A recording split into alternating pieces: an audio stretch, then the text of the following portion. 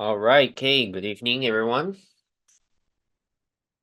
Hey, welcome to today's session over here. So, very quick one, some housekeeping, quick disclaimer, everything that I'm covering in today's session, solely based on my personal point of view, and of course, they do not directly translate to any form of trade signals or financial advice, right? And of course, I wouldn't be able to take account of your personal risk tolerance and appetite too, okay? So bear in mind, as we go through today's session. So today's session over here would be to talk about the outlook of the market, giving you also a longer term perspective, okay, going into Q4, even a little bit in terms of moving forward into 2025, what are we looking out for, okay? Good. So with that said, I'll jump into the events calendar over here first, okay, to cover a little bit on the shorter term perspective, like what we have this week, and then I'll touch on the Q4 outlook, as well as the technical charts perspective. Okay. So if you look at this week, generally we don't have a lot of like high impact news that is super important, except for a little bit on the yen side of things, right? We have some slightly higher impact yen or Japan data coming in on Friday. So do take note, of course, the yen has been pretty volatile in the recent month, because of fundamental perspective as well. And this volatility would likely carry forward going into like Q4 and even next year. Okay.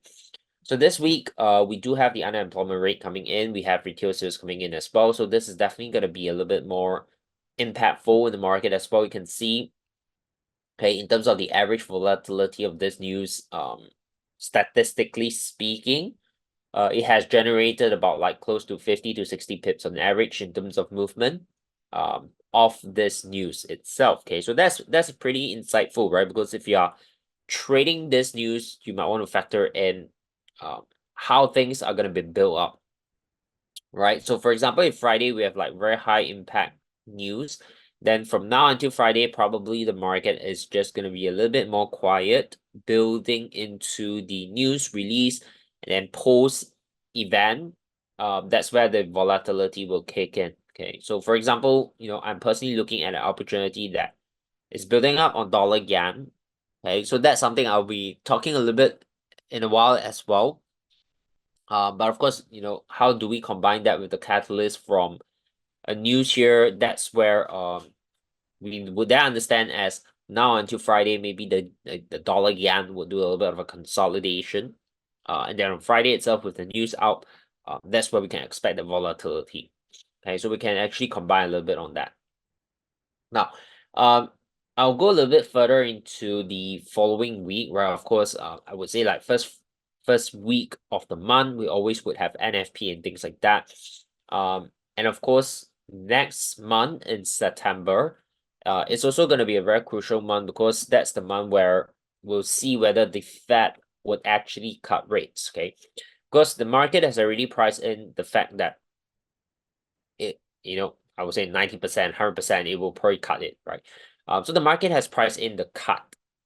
Okay. Now, if we don't get a cut, that is going to be a major surprise, and the dollar may actually strengthen back pretty significant. However, if we're gonna get a cut, it may not necessarily mean that the dollar will continue to drop because we'll then need to assess as to whether this cut is gonna be and moving forward, right? It's gonna be a continuously aggressively cutting, or is it gonna be a cut once and then we wait for some time before the Fed decides to cut another time. Um, we need to see if there's any forward guidance from the Fed after this cut, if it's gonna cut it, right? So, if it's not going to be some sort of an aggressive cut, right, then what will happen in the market generally profit taking, and we'll still see some rebound, right? And that's why you have that phrase, sell the rumor or buy the rumor, sell the fact sort of idea behind it, okay? Which is basically profit taking, right?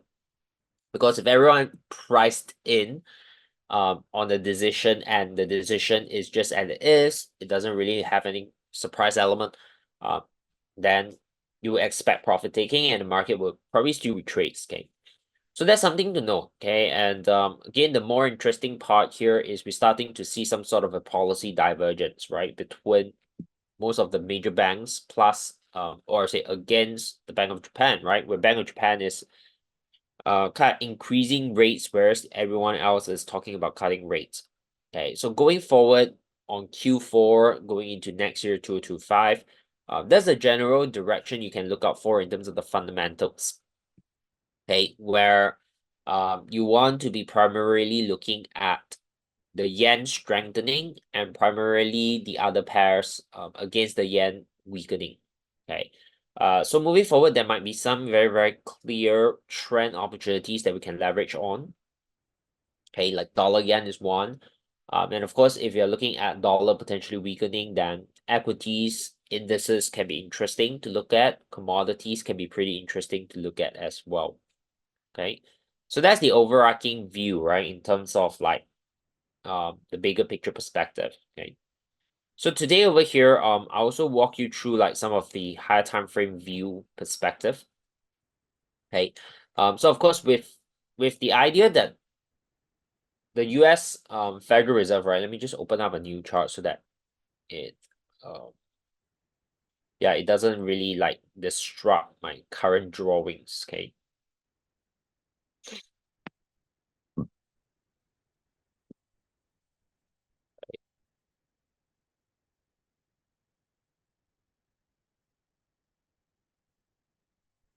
All right. So if you look at the dollar index on the really stretch out perspective, okay, how far can this drop? Okay, what is the room to the downside that the dollar can really continue to head towards, right? I mean, if I'm being very, very conservative, there are two ways we can measure it. One is, utilizing an equal rate 1:1. Basically, this puts in from wave perspective, a simple WXY. If I'm a little bit more conservative, I will be able to take it just with the 127 extension, right? So that will put it a little bit more on the conservative area in which price can actually head towards, right? But nonetheless, this is the zone that you want to keep an eye on for potential downside. Okay, and we're not talking about like by the end of this year, maybe this might stretch into going into Q1, Q2 of 2 to 5, right? Because as the Fed continue cuts, we're probably going to see continuation weakness in the dollar itself. Okay, towards 97, towards 93.3 zone. Okay. Now, we can also do a little bit of time projection, right? So of course, this is not going to be like the most precise way of measuring it. But this kind of drop here kind of took, let's say, about 283 days. If I just measure this somewhere around 135, kind of duplicate that and measure it here. Okay, that will put us around yeah, by end of this year. Okay. So I don't expect this kind of drop here happening as equal kind of volatility, right? So I mean if you give and take a little bit, all the way until maybe early mid next year, that's the time duration you probably want to give yourself in view of this, in view of price hitting the target eventually. Okay. Okay, so that's something to note from a larger time frame perspective, right? Now, if you go down to the lower time frame and start to monitor in terms of like, do we want to be selling the dollar this week in view of the higher time frame perspective? Probably you don't want to be selling it at where it is, right? However, if we can get some decent pullback towards this zone, okay, around 102, then that will be a better area to consider selling it. Okay. But of course, you also want to bear in mind the dollar has been coming down quite a bit. Okay. So what we are looking at here, possibly, what's very obvious to me is potentially that's a structure that looks something like that, right? So from this swing high here, we have a 1, 2. This is pretty impulsive, so that can be a 3 or say a third wave down. right? So fourth wave here may actually pull back towards potential territory around here. Okay. And then that would open up a one more push to the downside, right? So with that in line, right? Potentially what we can expect is perhaps, with September we may still get a cut, but as I mentioned, that cut may not be really aggressive moving forward. Maybe it's a cut and wait and see kind of like approach. Then we may have that profit taking, and then the market may pull back a little bit. Okay. So depending on how you're gonna, engage in trades, right? You can consider like if that's gonna be the pullback phase, would you be looking at buy here at a short term and then sell it after which? Really depends on your individual trade plan, right? So that's the outlook here on the dollar I'm giving you. Okay. So I think it's quite straightforward in a way, right? Long term, my expectation is the dollar continue to weaken. But going into September or maybe October, you just want to be cautious in terms of potential profit taking. Okay, where we may see the cut, but after the cut, if the Fed takes a wait and see kind of approach, then the dollar may strengthen a little bit back up. Okay, so that's on the bigger view on that. Then we have euro dollar. So again, if I kind of stretch it out a little bit on the higher time frame perspective for you first, the euro dollar actually has been, in a consolidation at the moment, right? If you look at the daily scale, right? Now this consolidation would eventually print a high probability to the upside, right? The question here, of course, is I mean, dollar index is a little bit clearer because we are looking at the basket of dollar and generally is dollar dominated, right? But euro dollar may not necessarily be just driven by the dollar itself, right? I mean, the Fed can cut rates, dollar can weaken, but if the ECB also cut rates, the euro may not be, as strong or stronger than the dollar by much, right? So if you look at euro dollar as an independent currency pair itself, there's a possibility that we are seeing this as a three wave here. This may actually come back down, tag this low, okay, then only the push up, right? So I think euro dollar, it doesn't necessarily mean that, oh, the Fed cut rates and then therefore euro dollar would just push higher, right? Not necessary. Okay. So from a technical perspective here, this is very clear one cycle. Okay. There's a possibility this is a 1, 2, 3 here. So this one here, the market may come back down. As I mentioned, retest this, then only push. Okay. So at the moment, the course, if I zoom in a little bit, okay, at the moment, the course, we are kind of like testing that high already, right? Haven't really kind of like give us a very clear confirmation, but the market is testing this high. I would be first priority here is to see if we can get a rejection back down. And if it does, I'll be more keen to see if it can actually come back towards this zone or even this zone. Okay. So that's my primary outlook for the euro, or say euro dollar, going into Q4 this year. Okay. So I think that's something more interesting to look out for in the downside first, right? I mean, if the market continue to go higher and take out that high, then that's a different story, right? Okay, because if the market takes out that high, then we need to relook at that.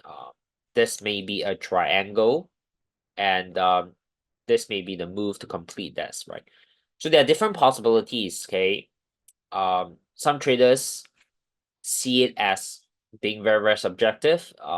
But if today you are just being adaptive with what the market is telling you, then you're opening up yourself with more different scenarios planning, right? And that's actually a strength as well. Okay, so euro dollar, two ways to look at it. As I mentioned, one is something like that where we can potentially look for downside. The other scenario here we're looking at is this is a triangle structure. Okay, and this is actually starting a new leg up. Okay, so the confirmation on this is that for price to break this high, if you break and close above that, then there's a very good possibility this is a triangle structure. Okay, so that's the look on euro. GBP USD, again, I would say very, very similar to the euro right now, right? We kind of have this tiny little break. Okay. Very impulsive move, obviously on the lower time frame. So moving forward, again, this will be bullish, right? But whether you're gonna be buying here, probably wouldn't be, right? I will always wait for that pullback. Okay, maybe this pullback will come in some of that. Okay.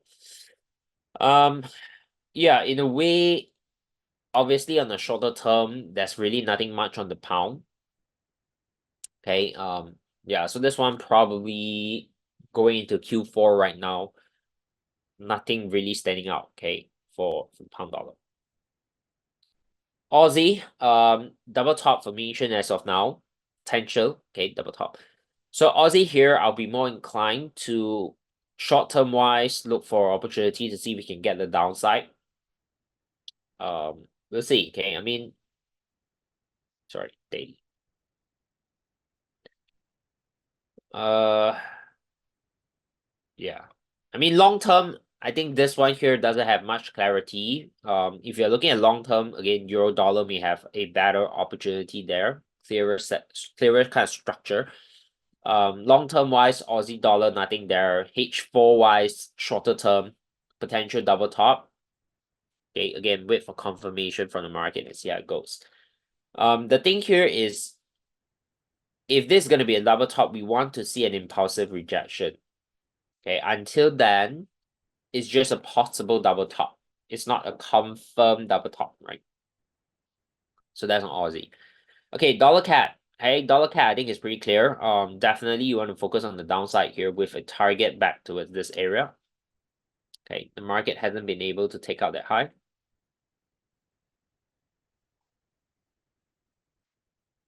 Okay, so dollar cat quite clear. Going into Q4, going into next year, the general direction is down, right? Obviously, it's not gonna drop every other day. But some days, or even weeks, you may get that pullback. But overarching direction, downside. Okay. So this area is somewhere around 1.32 zone. Okay. So dollar cat bearish, right? Again, that will be very much in line with the weakness on the dollar itself. Okay, so this one I think is a very, very clear structure on the H on the daily. Okay, now if you go down to H4, again, you may not want to be selling it at where it is right now. It's at the low. It's very hard to actually put in your risk to reward ratio, put in your stop, and manage your risk. So you want to wait for that pullback. Okay, but any sort of a pullback here, you can start to consider looking at the sell. Cool. Okay, I think this one is very, very clear in terms of direction. Now, obviously, yen here is also very, very clear. If I can zoom out, I mean, very, very conservatively, that's a low. The other one is here. So if you ask me going forward into next year, going into Q4, going into next year, direction is definitely downside. Okay. But of course, take note of this area here. I think the market may give us some sort of a bounce first, then only another drop. Okay. This leg may be completing soon, right? As a impulsive A or 1, and then this will be B or 2, and then we'll get 3 or C. Okay. So general direction of the dollar yen is super clear. But in terms of like trade perspective here, definitely you want to go down to the lower time frame and look out for things. Okay. Now for me, I'm looking at this as a 1, 2, 3, 4, and potentially fifth wave is in development. Okay, which means that this one here can be wave 4 done and completed. Alternatively, this can be a 1, 2, and then 3 as well, right? So this can still do something like that and come back down, and then wave 4 will be here. Again, we wouldn't know 100% like what is what, right? Or which one would likely develop. But what we can only do is, of course, trade accordingly, right? And then manage the trade accordingly. Okay.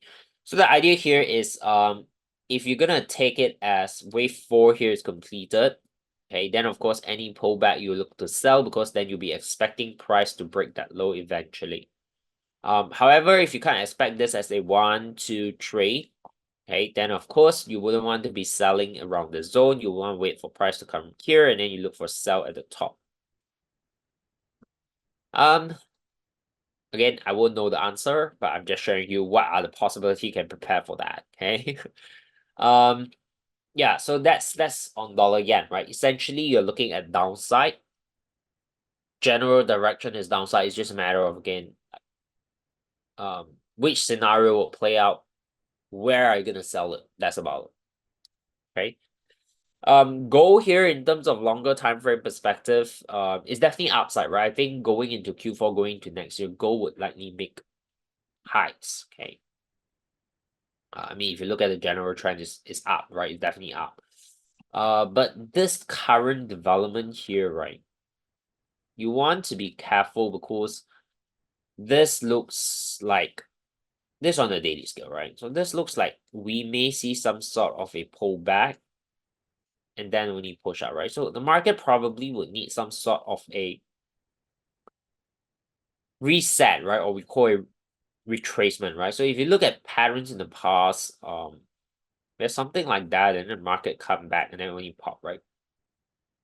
Kind of having that similarity here, right? So you pop, then after that pulls back and then pop again, right? So you have a pop here, you have a pullback, and then another move. So that's something I'm looking at in consideration, of course, with the market seems to be slowing down as it approach to the upside. Okay. So yeah, I'm bullish bias obviously on gold, but just bear in mind that okay, we might see some sort of a pullback first. Okay. Yeah, so short term here, you may consider that sell. But eventually the longer term direction on gold is definitely bullish.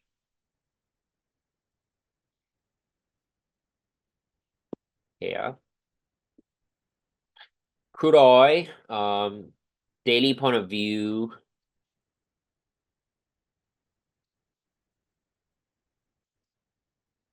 this is really very, very choppy on the daily. Um, okay, 4 hour, I think, at least in the near term, it's a little bit clearer that the market may be reaching this top. One, two, three. Okay. Uh, that's perhaps one of the clearer ones on the lower time frame. But other than the H4 perspective, daily here is not clear, right? I mean, not clear in terms of like what pattern structure it wants to develop. Yeah, so crude oil here on a short term, okay, this is like maybe within the next 1 or 2 weeks, potentially will reach towards this target. But that's about it. Okay, so maybe crude oil long term here, really nothing much that we can look into. S&P daily. Okay, so S&P on a macro fundamental perspective, we're gonna be expecting upside. Okay, so I see over here someone mentioned crude is in a triangle, probably right because um yeah, that's a possible thing. Okay, because again, when the market is like in some sort of like consolidation, yeah. Okay, so I don't really trade the triangle.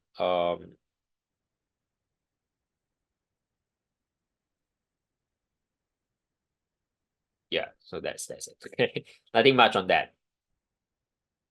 Okay, yeah, I was talking about S&P. So S&P over here from a macro perspective, right? I'll be looking at upside. Okay, I think when interest rate starts to get lower, I mean it may not be like immediately when the Fed cut rates and then this pops, okay, to the upside.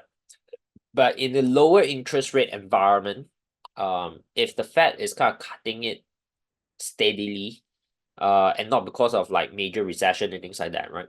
If the Fed is just basically lowering interest rate in a very, very calm environment, it's actually going to be beneficial for the S&P. Okay, because in a low interest rate environment, money is cheaper, and when money is cheaper, people borrow and then pump into asset classes that tends to give them a higher yield. And of course, naturally, S&P index or equities will be one of it. Okay, so the demand on that will actually spike, and that will then obviously translate to higher prices. Okay, so from that angle and that perspective, right, I think S&P here would potentially continue to break highs and make new highs as we progress into 2025. So same thing here, I'm going to be bullish on equities, and I would simply say that, any sort of a pullback um would actually give you a buy opportunities, right? If you're kind of looking at investing, then maybe things is a little bit different, right? If you're looking at investing now, if some of the prices are high, may not be the best time to get in. But then again, same time, some of those stocks that pop, you may not get a deep retracement. Okay, so um, yeah, so investing is another thing, right? It's slightly different from trading because I would say investing timing wise is not that crucial. Okay, but if you're trading, of course, your timing is important because you want to lower your stop loss, right? You want to minimize stop loss, so your timing is important. Okay, so S&P as of now in the near term, there's really nothing much to talk about, right? This year is pretty ugly. I would personally want to wait for some sort of pullback, okay, before you buy. But I think the general direction is very clear on the index. Okay, general direction is very clear on the index. Okay, I would skip the other yens. My primary focus is always going to be just the dollar yen. Okay, because I think the other yens are just going to be pretty similar to the dollar yen in a way.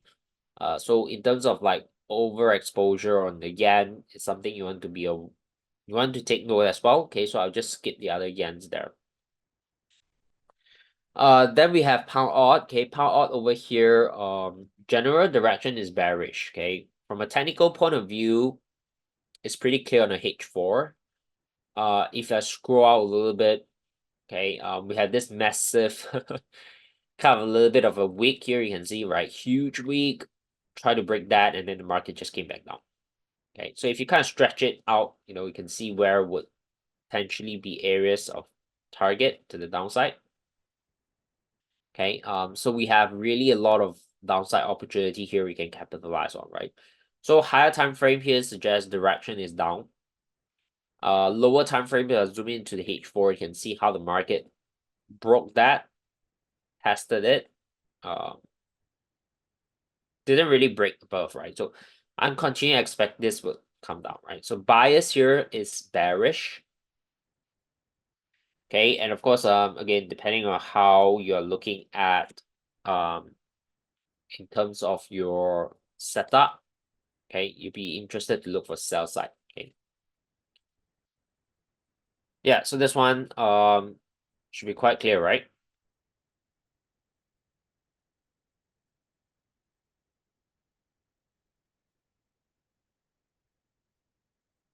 Good. Cool.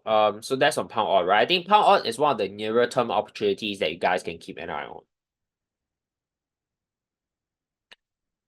Okay, Euro CAD here, I'm also looking at opportunities for the near term. Again, on the daily scale, we have the market kind of testing that. I don't think that's a very solid break, okay? Because on the H4,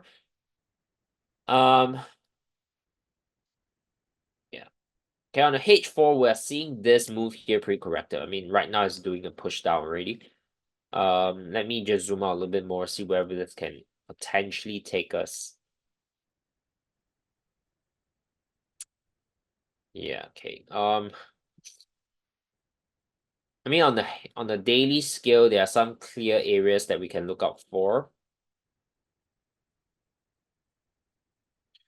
Okay, yeah. So those are the two areas I think, if you're looking to sell here, again, don't sell it now, obviously, but I think this break, as of today, give us an opportunity that any pullback here in the near term, you can look for sell, right? So this is a little bit more of a shorter term outlook, right?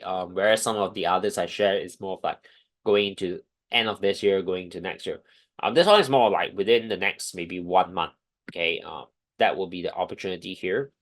Potentially even more. Okay, so EuroCAD, definitely downside. Okay, we get this move here as of today, kind of like give us a little bit more confirmation, right? Because this move here is with momentum as of now, right? So if you look at the hourly Um, Price actually take out this low, break and close below as well. Okay. So in a way, if this pulls back correctively, that will be an opportunity to sell anyway. Okay. So yeah, some of the shorter term ones that you can keep an eye on is like pound odd, euro cat. Cool. Then we have Bitcoin. Okay, so Bitcoin over here, if you ask me on the longer term, bullish. Okay, I think no doubt about that, right? The pattern structure is quite clear here. Okay, this pattern structure is very, very clear. Impulse, correction. And not only that, we had a little bit of a, you know, liquidity sweep and the market push higher, right? So there's a good possibility we have formed the low and then likely more upside. And with this push here, there's a very good chance that Bitcoin would actually break this and make an all-time high, right? Now, how high, obviously, we won't know. But that gives us a very clear directional bias, which means that any pullback in the future correctively would present a buy opportunity, right? Which means that as long as price remains above this, right, if you can get a pullback, look for buy. Okay. Um, yeah, so that's Bitcoin in general. Long-term upside, near-term look for buy opportunity, right? I think that's the alignment that we get on Bitcoin. Okay, Euro pound and indices. Let's take a look at the Euro pound first. The Euro pound recently came down quite strong. Okay, daily is just ugly. Yeah, this coming down is quite strong, but again, we are approaching an area here where previously the market had a little bit of consolidation and then a pop, right? So we're kind of testing that. So I'll be cautious in the continuation downside because if the market give us some sort of a reaction here, we may actually see a bounce back up. Okay.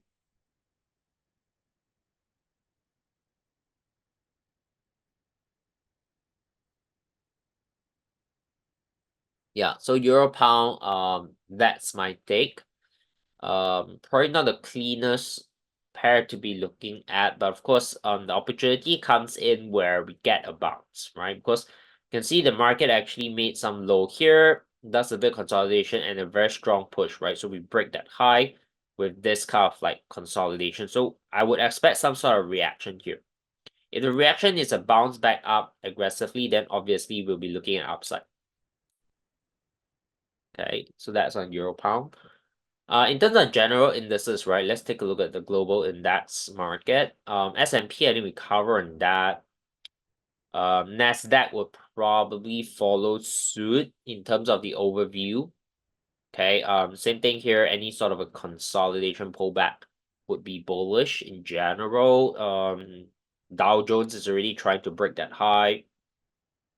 Yeah, I think US equity is generally gonna be bullish. Okay. German DAX pretty strong as well. It's kind of similar to S&P in general. Okay, so I think if they are similar, right, the top process is pretty much the same, right? Uh, Wait for a pullback and then upside. Okay, the only thing that from a macro angle perspective is it's easier to analyze the Fed and the relationship to the US indices compared to the macro of like other major index, right? So other major index is probably more of like technical perspective. Okay. Other than maybe the A50, right? Because China market is currently very, very different from the developed markets. Chinese economy is kind of struggling at the moment. Okay, and the Chinese government is looking at easing policy. Okay, with a different reason as compared to the Fed cutting rates, right? The Fed is cutting rates not really because the US economy is terrible, but it's because, okay, inflation is more or less controlled. We don't want to maintain rates so high because that will have a negative impact in the long run in terms of economy, and therefore it's time to cut, right? So the Fed stance is like that. Whereas in the Chinese economy is like, oh, the Chinese economy is really not doing well, and then we need to cut, right? So you can see the origin of why they're cutting is very, very different. Okay. So that's why you can see, equities in China is not really performing as well. Okay, because the economy is just not doing well, right? So since we're on this, right? A50, what's my look on this? From a technical point of view, right? There is the possibility where we can see more downside, to be honest, right? Because the market hasn't really take out significant highs yet, but if the market can pop one more time and take out this high, then we may actually see this as a bottom, and this may have completed for more upside. But until that, right, if price is still not able to break that and just continue to trickle down, there's a good possibility we see more downside. Okay, so that's A50. Um FTSE here, I think also bullish in general, right? I mean, developed market seems to be quite similar. So any corrective pullback look for the upside. Aussie pretty much the same as well. Okay, I think developed markets going into Q4, going into next year, there's a very good possibility we'll break new highs. Okay, I think that's generally the market direction. Um, Same thing here as well in terms of Switzerland, right? So we'll be looking at upside, yeah. Okay. Yeah, so over here, someone asked, can you give an example of neckline and head and shoulder pattern? Sure. Let me take a look at that.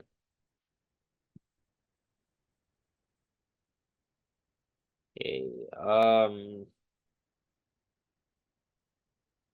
Okay. I'll use this example here that is completed, so it's easier to take a look at. Okay, so this one here you can see, right? The market make a move up. Of course, if you have confluences of like previous support resistance, that would add up to that as well.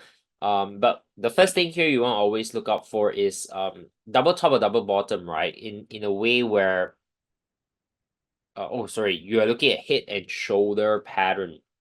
Okay, I was always thinking of like double top, double bottom. Okay, let me find out a head and shoulder pattern for you. Okay, let's say I can get one that's obvious.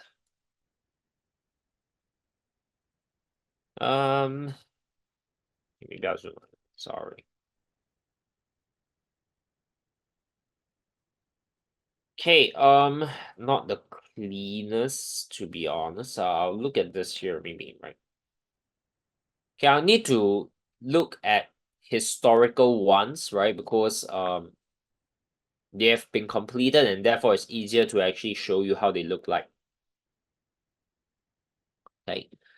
Yeah, so if you look at this here, what we have is we have the market coming down, right? And then it starts to form lows, right? And then a very traditional head and shoulder pattern is you want to have a low here and then two lows that are a little bit higher on the left and right.